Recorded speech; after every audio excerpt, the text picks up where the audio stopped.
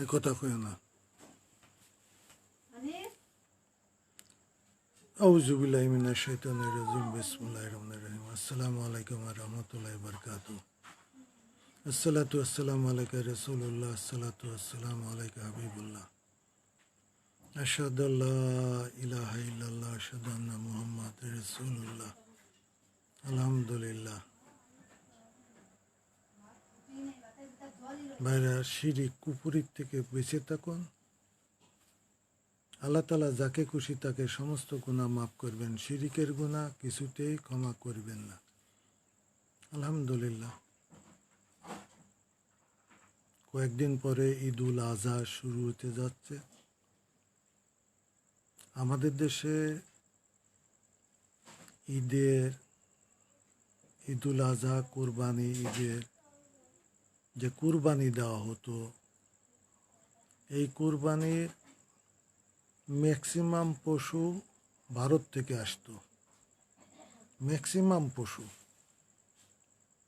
ভারত থেকে আসতো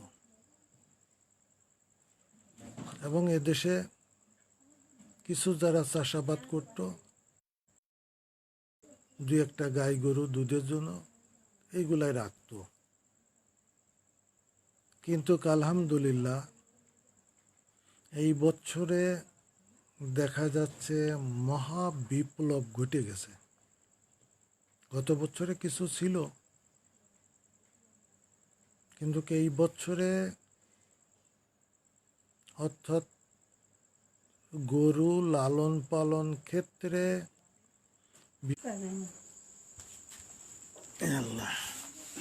আলহামদুলিল্লাহ আলহামদুলিল্লাহ এ বছরে এক মহা বিপ্লব ঘটে গেছে। অর্থাৎ কুরবানি পশু লালন পালনে, শুধু কুরবানি নাই, দুধের পশু প্রায় ঘরে একটা দুইটা করে গরু লালন পালন করেছে। এটা দেখে অবাক হলাম, অবাক হওয়ারই মতন। অর্থাৎ গ্রামের পর গ্রাম, শহর থেকে শুরু করে সমস্ত জায়গায়, অর্থাৎ মানুষের মাঝে এই যে আত্মনির্ভরশীল হওয়া, একটা গরু লালন পালন করলে পারে একটা সাধারণ কৃষক, সাধারণ পরিবার, সে যদি একটা গরু লালন পালন করে, ওই একটা গরুর অর্থ দিয়ে তার বাৎসরিক খরচ চলে যায়, যদি একটু ভালো গরু হয় বিক্রি করে। কিন্তু গরুগুলাও কিন্তু বিশ্ব ফেমাস হয়ে গেছে আলহামদুলিল্লাহ। সেই বিশাল বিশাল গরু পাহাড় এবং গ্রামের পর গ্রাম খবর নেওয়া হচ্ছে, বিষয়গুলা নজরে রাখা হয়েছে যে এত সুন্দর সুন্দর গরু, এবং আমেরিকার মতন, অস্ট্রেলিয়ার মতন যেসব গরু, তাদেরও ওভারটেক করে গেছে। এত ভালো ভালো গরু খামারিরা অল্প জায়গার ভিতরে গরু লালন পালন করছে, তৈরি করছে। আবার খামারি ছাড়াও প্রত্যেকটা গ্রামে, অর্থাৎ প্রায় পরিবারের ভিতরে একটা দুইটা করে গরু লালন পালন করছে। এখানে মানুষ কেউ বাজারেও যাচ্ছে, বাড়ির পর থেকেও গরু দেখছে, কিনে নিচ্ছে, কিনে নিবে আগামীতে। তা যেটার উদ্দেশ্য, বলার উদ্দেশ্য যে এই যে বিপ্লবটা, এদেশের মানুষ এতই কর্মঠ এবং এতই চিন্তাশীল, কিন্তু রাজনৈতিক কারণটা, রাজনৈতিক দলাদলি, হিংসা বিদ্বেষের কারণে দেশের মানুষের সঠিক অর্থনীতি, সমাজ ব্যবস্থা এগুলা না গড়ার কারণে, অর্থাৎ আমদানি নির্ভর অর্থনীতির পর ভরসা করা হয়েছে। মুক্ত বাজারের নামে দেশীয় মিল, কলকারখানা, কৃষি শিল্প, এগুলা মুক্ত বাজারের নামে দেশীয় মিল, কলকারখানা, কৃষি শিল্পকে ভর্তুকি লুকসান, নানান নাম দেখিয়ে আগুনে জ্বালানো, অমক জ্বালানো, তমকে ভাবে এইগুলাকে নষ্ট করে ফেলা হয়েছে। আর মুক্ত বাজারের নামে, অর্থাৎ ভারতের বাজারকে বাংলাদেশের বাজারে পরিণত করেছে।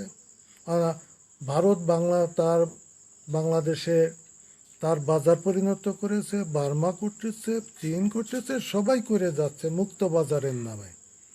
আর ওই রেডিও টেলিভিশনে বসে ওই দালালেরা, আর এই দেশের যতগুলো অর্থমন্ত্রী ছিল, সে এরশাদের সময় হোক, সে আওয়ামী লীগের সময় হোক, সে বিএনপির সময় হোক, এরশাদের সময় হোক, অর্থাৎ যতগুলো অর্থমন্ত্রী ছিল প্রত্যেকটা অর্থমন্ত্রী জাতিসংঘের সদস্যভুক্ত, জাতিসংঘের অর্থাৎ বেতনভুক্ত দালাল ছিল। তারা নানান উপায়ে বাংলাদেশের মিল কলকারখানা, পৃথিবীতে বাংলাদেশের মতন এত মিল কলকারখানা, কৃষি শিল্প পৃথিবী কোথাও নাই। আমেরিকাও এত মিল কলকারখানা নাই। 34টা মিলের, চিনির মিল, কাপড়ের মিল, সুতার মিল, পাটের মিল, তারপরে ওই নিউজ প্রিন্ট, তারপরে পেপার মিল থেকে শুরু করে জাতির সকল কিছু চাহিদা পূরণ করার মতন সুতার মিল, আরও বিভিন্ন মিল কলকারখানা পরিপূর্ণ ভরা ছিল। লক্ষ লক্ষ শ্রমিকরা সকালবেলা তারা কাজে যেত। খালিশপুর, খুলনা, যশোর, মাগুরা থেকে শুরু করে চালনা পর্যন্ত কত মিল কলকারখানা বাঁশির হুইসেল হয়েছে চট্টগ্রাম, রংপুর, সমস্ত দেশে, কুষ্টিয়া। সেই মিল কলকারখানাগুলা অর্থাৎ ওই বিদেশিদের প্রচারণায় পড়ে, ভারতের প্রচারণায় পড়ে। আগে বিশ্বব্যাংকের ম্যাক্সিমাম, বিশ্বব্যাংক, এডিপি, ইউএনডিপির ম্যাক্সিমাম কর্মচারী হলো ভারতীয় ছিল, এখনো আছে বোধহয়। তারা অর্থাৎ তাদের বড় বড় কর্মকর্তাদের প্রচারণা করে, অর্থাৎ এই ভর্তুকি দেওয়ার নামে আগে বাংলাদেশের কর্মচারীর বেতনও জুটত না। এই ম্যান পাওয়ার আর কৃষিটা আস্তে আস্তে করে অর্থাৎ ভিত্তি গড়ে উঠতেছে। গড়ে ওঠার পরে এখানে অর্থাৎ তারা বললো এইসব মিল কলকারখানা বন্ধ করে দাও, ভর্তুকি দেওয়া যাবে না, নয়তো আমরা সাহায্য দেব না, এই খাতে দেব না, ওই খাতে দেব না।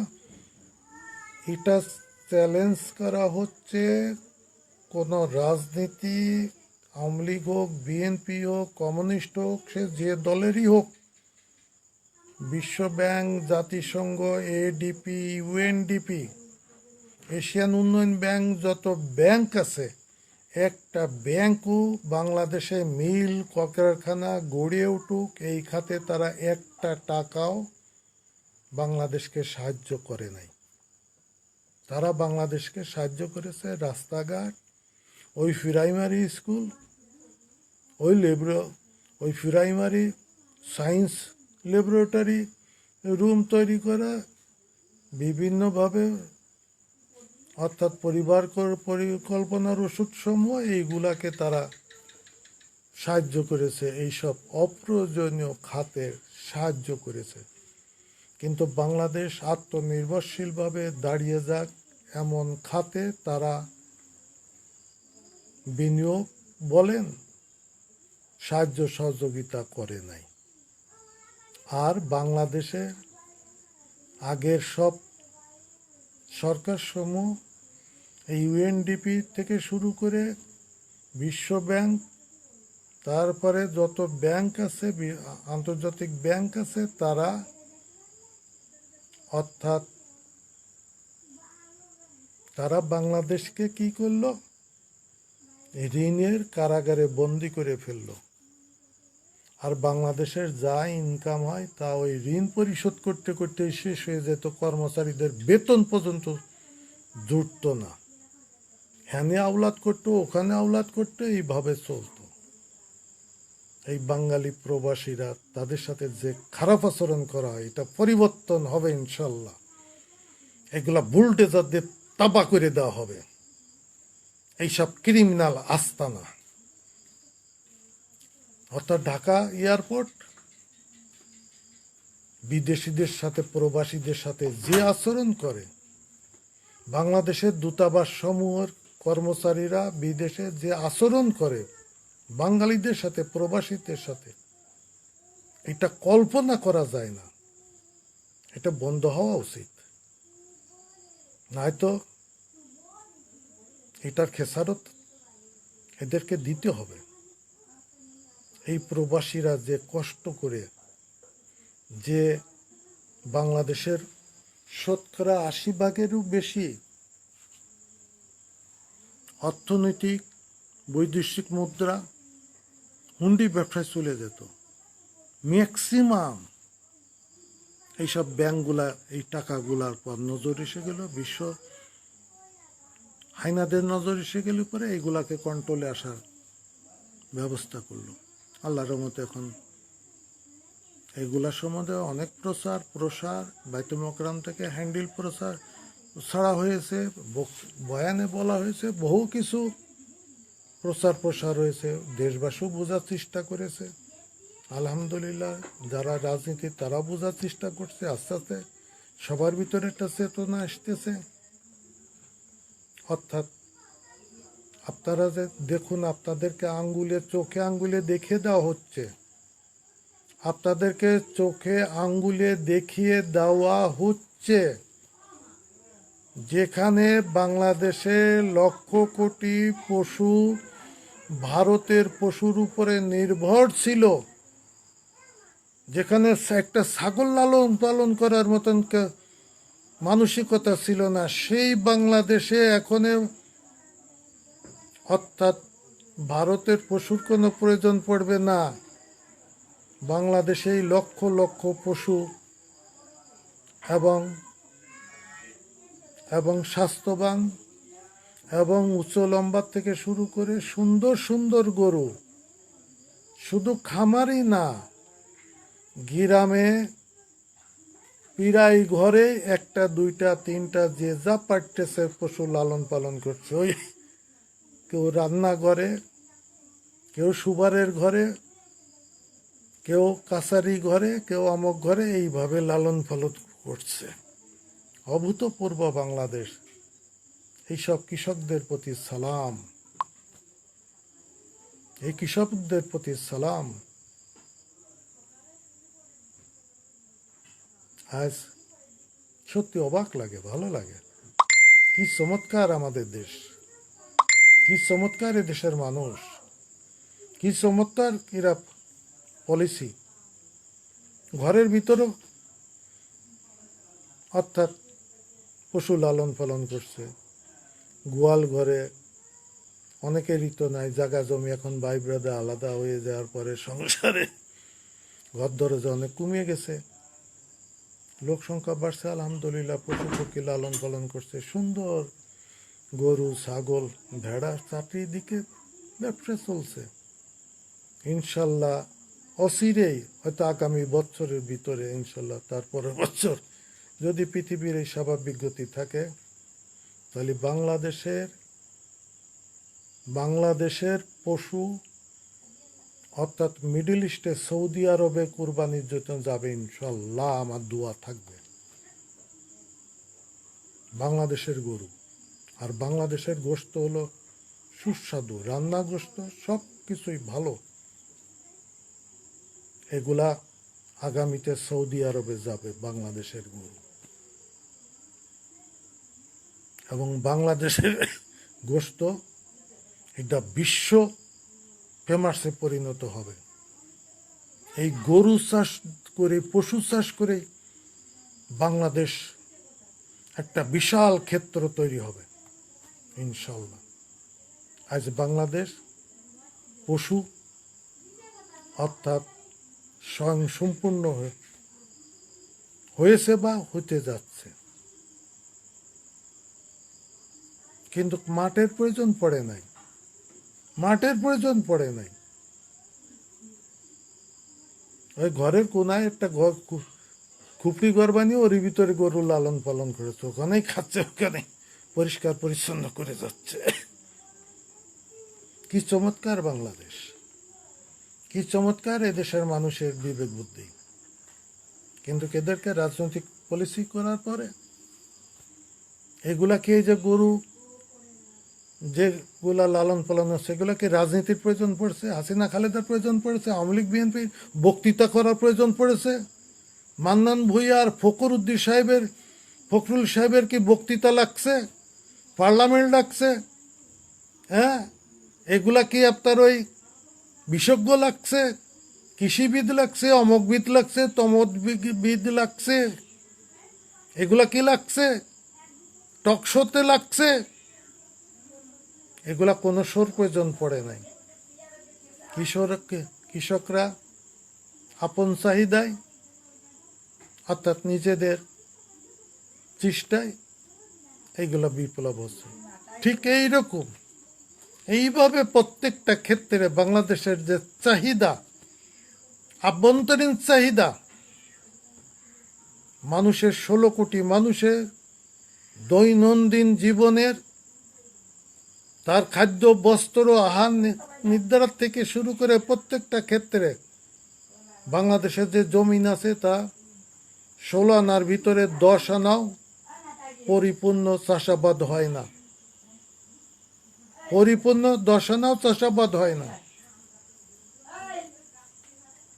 যদি যে আমাদের জমিগুলো আছে, এগুলা যদি সঠিকভাবে চাষাবাদ করে প্রয়োগ করা হতো, তাহলে পরে বাংলাদেশ এই দেশের অর্থাৎ আত্মনির্ভরশীল হতে পারত। আর তোমরা যে উন্নয়ন, আত্মনির্ভরশীল, তোমরা যে উন্নয়নের কথা বলতেছো, এই উন্নয়ন শুধু রাস্তাঘাট, বিল্ডিং, ব্রিজ, কালভার্টের কথা বলছো। আমরা ওই উন্নয়নের কথা বলছি না।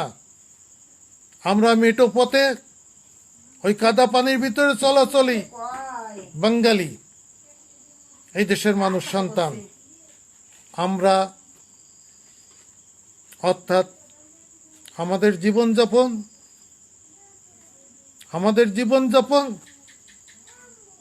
অর্থাৎ আমাদের পণ্য সামগ্রী আমরা উৎপাদন করব, আমরা তৈরি করব, এবং আমাদের দেশের চাহিদা আমরা পূরণ করব, এবং অতিরিক্ত যেটা থাকবে সেটা বিদেশে দেওয়া হবে, মানবিক কারণে দেওয়া হবে, বিক্রয় হবে, এবং মজুত করে বাংলাদেশে মজুত করে কোল্ড স্টোর করে পণ্য সামগ্রী রেখে প্রয়োজনে এগুলাকে ব্যবহার করা হবে ইনশাল্লাহ।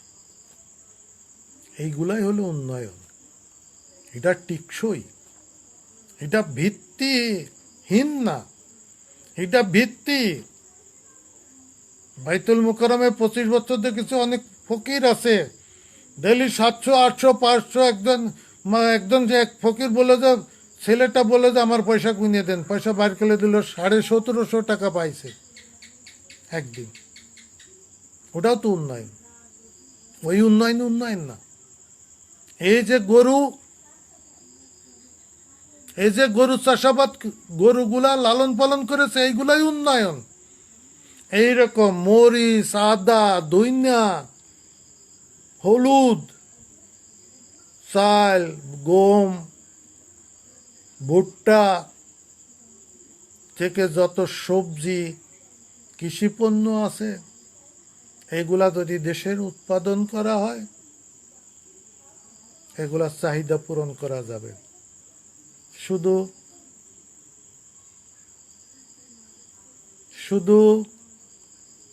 কৃষকের একটু যদি সহযোগিতা করা হয়, শুধু একটু, বেশি না, ওই ভর্তুকি দেওয়া লাগবে না, ভণ্ডামি, এগুলো ভণ্ডামি। ওই ভর্তুকি না, ওই কৃষিবিদের প্রয়োজন পড়ে না, এবং প্রত্যেক বছরে বাজেট প্রয়োজন পড়ে না। কৃষকের জন্য বাংলাদেশের জমিন কৃষি আবাদের আওতায় আনার জন্য প্রথম অ্যাডভান্স সর্বপ্রথম সেটা হলো সেচ ব্যবস্থা। সেচ ব্যবস্থা যদি বাংলাদেশের কৃষকের আয়ত্তে দেওয়া হয়, আয়ত্তে এসে যায়, আমার মনে হয় আল্লাহর রহমতে বাংলাদেশের ফসল ধরার জায়গা থাকবে না। আল্লাহ এত নিয়ামত দেবেন। কারণ কি? কারণ কি? কারণ হলো বিসমিল্লাহ। বিসমিল্লাহর একটা বরকত আছে। বিসমিল্লাহর বরকত আছে। যারা ইসলামকে, যারা নাস্তিকবাদী, যারা ইসলামের কথা শুনে যাদের গায়ে আগুন ধরে যায়, তারা জেনে রাখুন, একটা কৃষক সে জমিতে চাষ দিচ্ছে, বিসমিল্লাহ বলে নাঙলটা ধরছে, সে ধান কাটছে বিসমিল্লাহ বলে, ধান আনছে বিসমিল্লাহ বলে, শাক সবজি পরিপূর্ণ তরি তরকারি যা উৎপাদন হচ্ছে কৃষকরা প্রত্যেকটা মানুষ বিসমিল্লাহ বলে আল্লাহর নামে এগুলা করতেছে। আল্লাহ বরকত দিচ্ছেন। বাংলাদেশের মতন পণ্য সামগ্রী এত সুস্বাদু মক্কা মদিনার সাথে তুলনা তো নাই, যাই হোক, কিন্তু পৃথিবীর বাংলাদেশের মতন এত সুস্বাদু ফল ফলালি খাবার নাই। এবার দেখুন আমের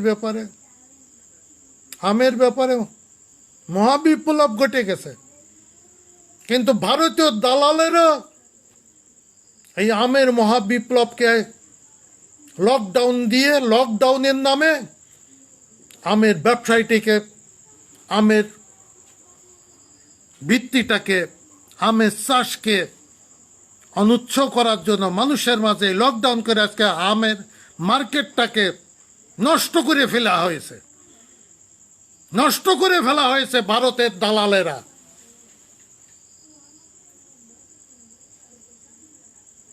বাংলাদেশে সব বসে বসে দালালি করতেছে, দালালের দল।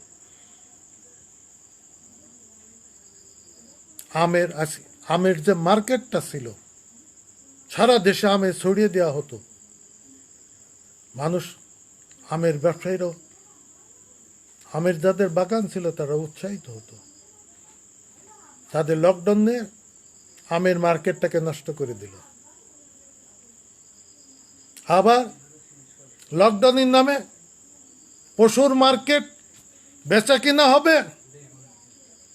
বাংলাদেশের পশু কুরবানি, লক্ষ লক্ষ কোটি কুরবানি, পশু কুরবানি হবে বাংলাদেশের পশু দ্বারাই, তাই কুরবানি হবে ইনশাল্লাহ।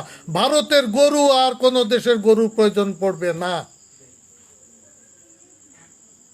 বিপ্লব হচ্ছে, আল্লাহর রহমত আসতেছে, আল্লাহর বরকত হচ্ছে, আল্লাহ বরকত দিচ্ছেন। কারণ এদেশের মানুষ বড় অসহায় ছিল।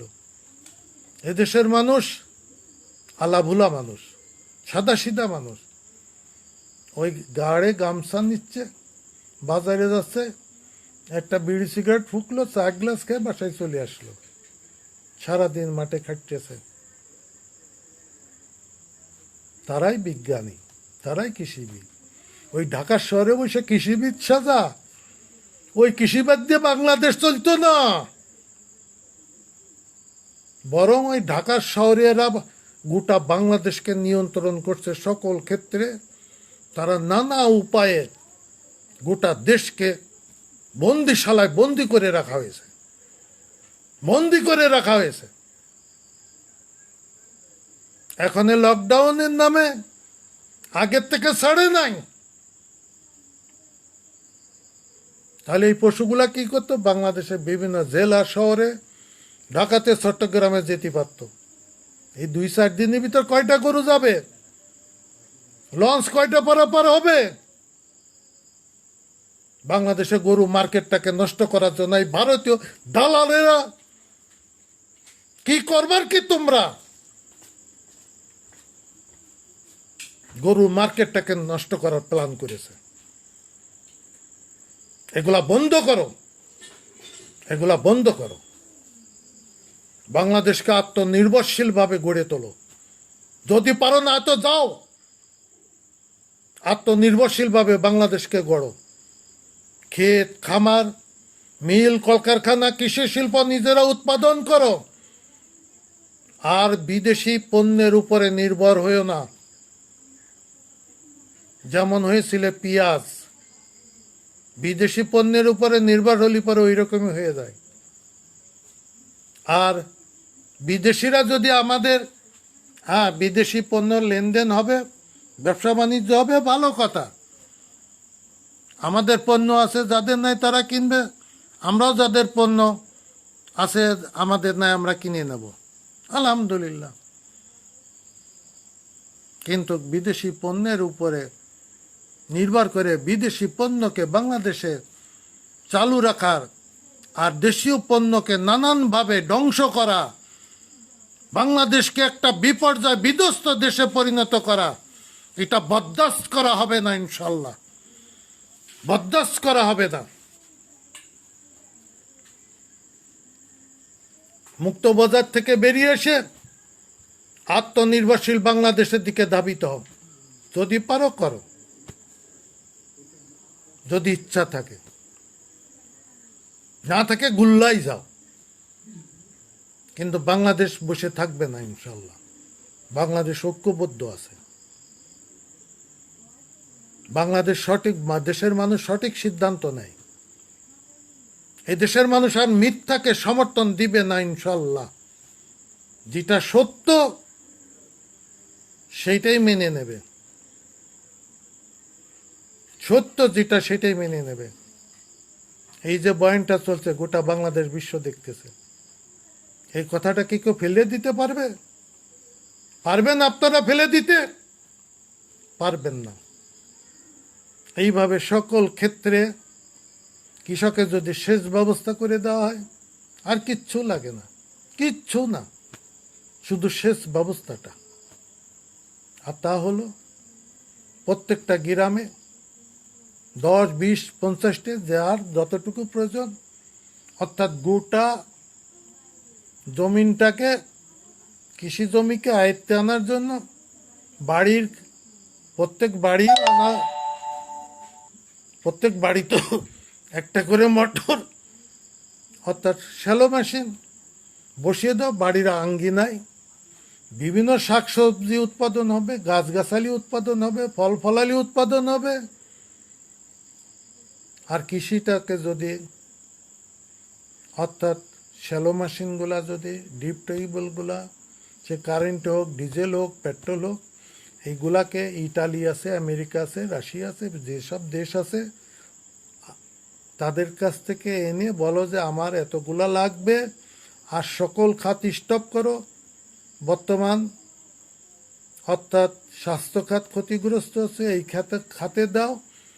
আর ম্যাক্সিমাম প্রতিরক্ষা খাতে দাও। তারপরে শিক্ষা খাত তো শেষই হয়ে গেছে। যাই হোক, আল্লাহ যদি আবার তৌফিক দেয়, শিক্ষা খাতেও পরিবর্তন আসতে যাচ্ছে ইনশাল্লাহ। অর্থাৎ সেচ ব্যবস্থাগুলো মোটর আইনে কৃষকেরকে বসিয়ে দাও, বিনা পয়সায় দাও। কৃষকের কাছ থেকে পয়সা নিতে পারবে না, তারাই এটা ব্যবহার করবে, তারাই পানি তুলবে, খাদ্য উৎপাদন করবে। দেখো বাংলাদেশের গোডাউন কেন, সমস্ত বাংলাদেশের খাদ্যের মানে ভরিয়ে যাবে, কল্পনা করা যায় না, যদি সেচ ব্যবস্থা যদি করে দেওয়া হয়। যত নদীগুলো আছে নদীগুলাকে বাঁধ দিয়ে দাও, ব্যারিকেড দিয়ে দাও, গিয়ে পানি, ভারত যখন পানি ছেড়ে দেবে বাংলা, তখন গেট বন্ধ করে দাও, বন্ধ করে দাও। আর ওই প্যাকেজ না কি জন্য বলা হয়, ওইটা করো। ওইটা করলে পরে যখন আমাদের প্রয়োজন আছে, নদী, খাল, বিল, হাওড়, সেখান থেকে পানি নিয়ে সেটাও সেচ ব্যবস্থা চালু করো। আর ডিপ টিউবওয়েল, শ্যালো মেশিন কৃষককে প্রত্যেক গ্রামে 20, 30, 50টা যার প্রত্যেক গ্রামের যত জমি জমা আছে তাদেরকে ফ্রি কিনে দাও, ফ্রি কিনে দাও। তোমরা যদি না দাও আগামীতে করা হবে, ইনশাল্লাহ দেওয়া হবে, যেই করুক। এই যে যা বলা হচ্ছে এটা বৃথা যাবে না, ইনশাল্লাহ এটা বৃথা যাবে না, এটা হবে ইনশাল্লাহ। কোনোটাই বৃথা যায় না, আন্তরিকতা থাকলে কোনোটাই বৃথা যায় না। তাই সেচ ব্যবস্থা করে দাও, ইনশাল্লাহ বাংলাদেশে আর কোনো দিকে তাকানো লাগবে না। প্রবাসী আছে,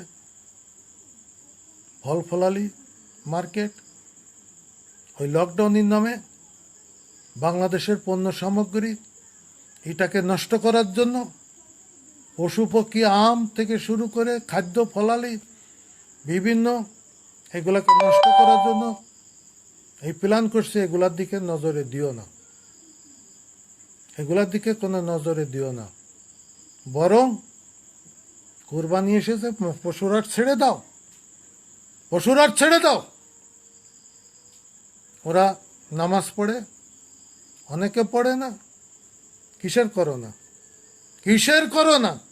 এই যে 3-4 দিন আগে ওই জুস ফ্যাক্টরিতে আগুন লেগে মারা গেল কত লোক, হা হা, কত বাচ্চা শিশুদের মারা গেল।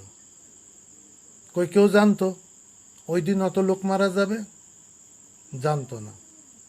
তাহলে লোক মারা যাবে, বেশি যাবে, কম যাবে, মৃত্যু, জীবন, জন্ম, হায়াত, রিজিক সব আল্লাহ তাআলা নিয়ন্ত্রণে, আর কারোর নিয়ন্ত্রণে না। কারোর অধিকার নাই। আল্লাহ সৃষ্টির উপরে, আল্লাহর বিশ্ব জগতের উপরে কারোর হাত দেওয়ার অধিকার নাই। আল্লাহ কাউকে দেন নাই, কেউ পারবেও না, কেউ পারবে না। তাই জিনিসটা, অর্থাৎ পশুরাট, অনেক টিভিওয়ালা বলেছে ভণ্ডামির দল, বলে আগের থেকে হাট বসাইছে, এইটে নাই ওইটে নাই, দান্দাবাজি ইতরামির দল। অর্থাৎ একটা দেশটাকে, অর্থাৎ তোমরা বিপর্যয় ফেলে দিতে চাও, জাতি ধর্ম এটাকে বিপর্যয়, দেশের অর্থনীতিকে বিপর্যয় ফেলে দিতে চাও, দালালের দল। অর্থাৎ হাট চালু করে দাও, পশু পক্ষীর গাড়ি, লঞ্চ, স্টিমার, ফেরি, হারিসা ফেরি, ওই শিমুলিয়া, আরও যেসব ফেরি আছে, পশু পক্ষীর, পশু কোরবানি পশুর ফেরি আলাদা করে দাও, দ্রুততার সাথে পশু পার করে দাও। কিসের লকডাউন? আল্লাহ হেফাজতকারী দেশ, দেশের মানুষ আল্লাহর পর বিশ্বাস রাখুন। যদি মৃত্যু হয় ইমান নিয়ে মরুন, কাফের হয়ে মরবেন না, ইমান নিয়ে মরুন। লকডাউন ছেড়ে দেন, পশু পক্ষী মানুষ আসা যাওয়া করবে, লঞ্চ স্টিমার মানুষ আসা যাওয়া করুক। আল্লাহ হেফাজতকারী, বাংলাদেশকে আল্লাহ হেফাজত করবেন ইনশাল্লাহ। বাংলাদেশের দিকে কেউ চোখ রাঙিয়ে কথা বলতে পারবে না ইনশাল্লাহ।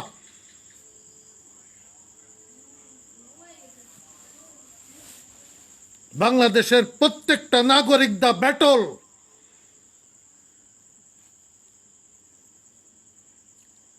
অর্থাৎ আল্লাহ হেফাজত করবে। মরে যাই যাব, অসুখী হোক বিষয়কে তো মরতেই হবে। কেউ মৃত্যুকে ঠেকাইতে পারবেন? পারবেন না। আমরা কেউ মৃত্যুকে ঠেকাইতে পারবো না, কেউই না। আমাদের দুনিয়া থেকে চলে যেতে হবে। হ্যাঁ, সাবধানতা, সাবধানতা। প্রত্যেকটা মানুষই তার জান সম্বন্ধে সতর্ক থাকে, প্রত্যেকটা মানুষ তার মৃত্যু সম্বন্ধে সতর্ক থাকে, তার শরীর সম্বন্ধে সতর্ক থাকে। এইটা করুন আপনারা। মানুষ যতই অসুখ বিসুখ হোক, হাসপাতালগুলোকে উপযুক্ত করুন, সেবা খাতকে উপযুক্ত করুন, ওষুধ সরবরাহ নিশ্চিত করুন। ওই প্রত্যেকটা উপজেলায় আপনার পরীক্ষাগার করে দেন। সেটা হলো X ray office, X ray machine, আল্ট্রাসোনো, পায়খানা, প্রস্রাব, রক্ত পরীক্ষার এই কয়টা দিলেই যথেষ্ট।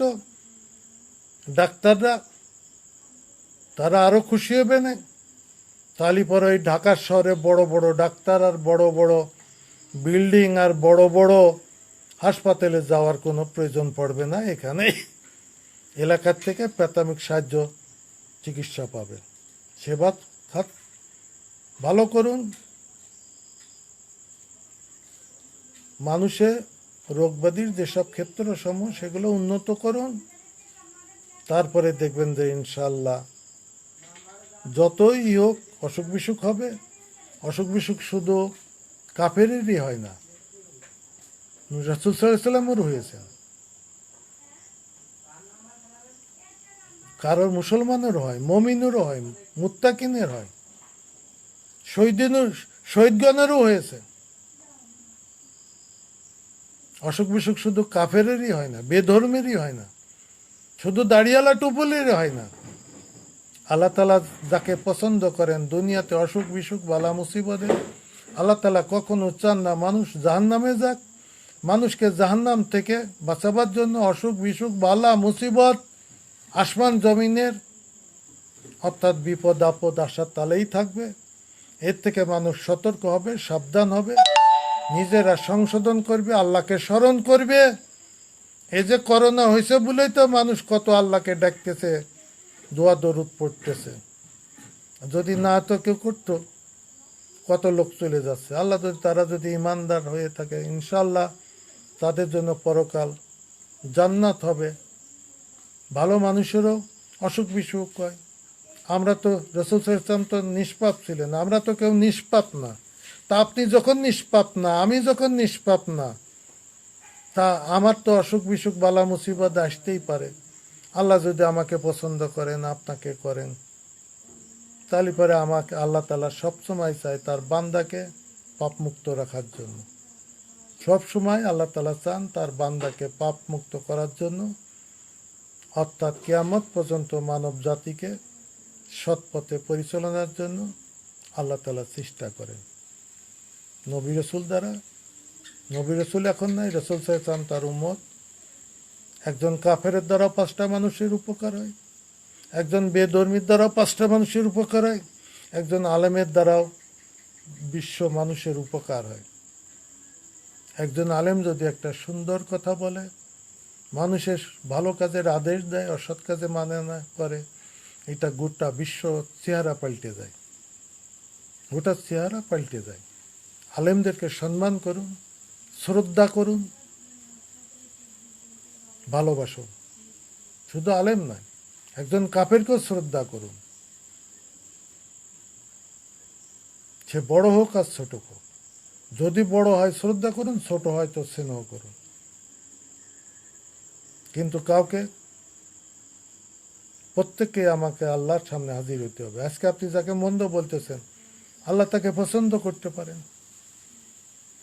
আমি যাকে মন্দ বলছি, আল্লাহ তাকে পছন্দ করতে পারেন। তাই অর্থাৎ জুলুমুক্ত সমাজ, বাংলাদেশকে আত্মনির্ভরশীল জীবন ব্যবস্থা গড়ে তোলার চেষ্টা করুন। আর আগের থেকে উচিত ছিল আপনারা গাড়িমি করে, এই দালালি করে, এই কুরবানি গরুর মার্কেটটাকে নষ্ট করার জন্য যত প্ল্যান প্রোগ্রাম করে এগুলা করা হচ্ছে।